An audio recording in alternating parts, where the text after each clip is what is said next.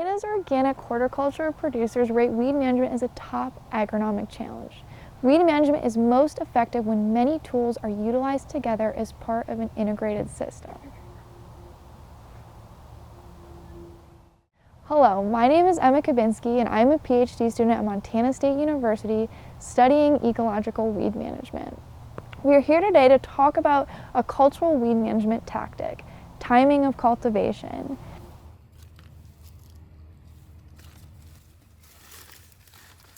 Timing is important because you want to make your crop more competitive, but this requires labor. According to a 2018 USDA report, around a third of specialty crop gross farm income is typically spent on weed management labor.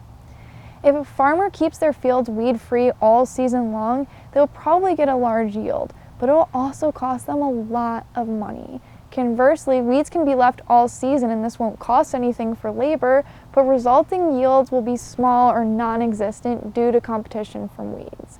We are identifying the sweet spot in the middle that will tell us the minimum amount of time required to get our desired yields.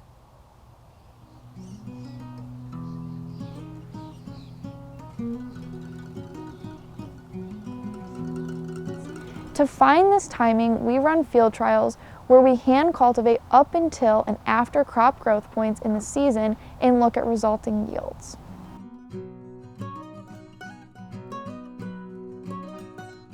We then scale these times to growing degree days, which are a measure of accumulated temperature throughout the season that accounts for year-to-year variations.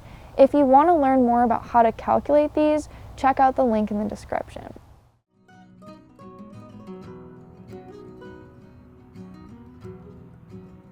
The first vegetable that we tried in the field was carrots.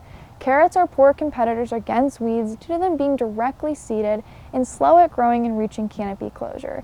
Therefore, they begin with a competitive disadvantage against established weeds.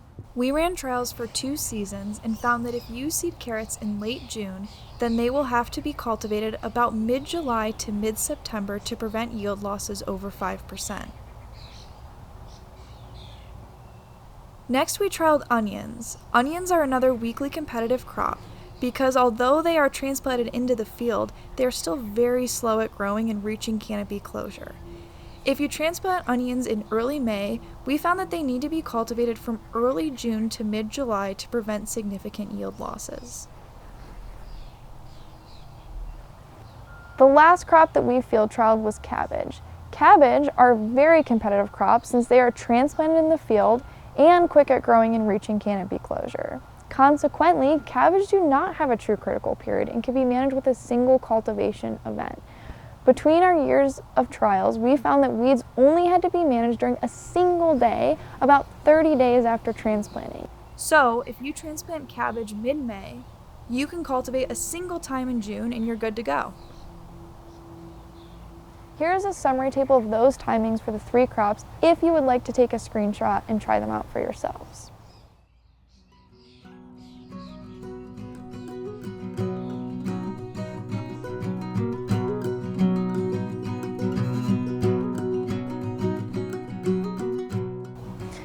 Although the critical period of weed control can be used as a guideline for timing of weeding, there are some limitations of its application that should be mentioned.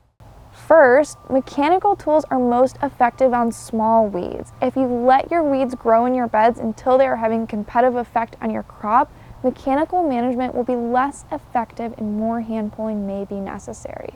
Therefore, you may want to begin cultivation earlier as we recommend in our tools video in this series.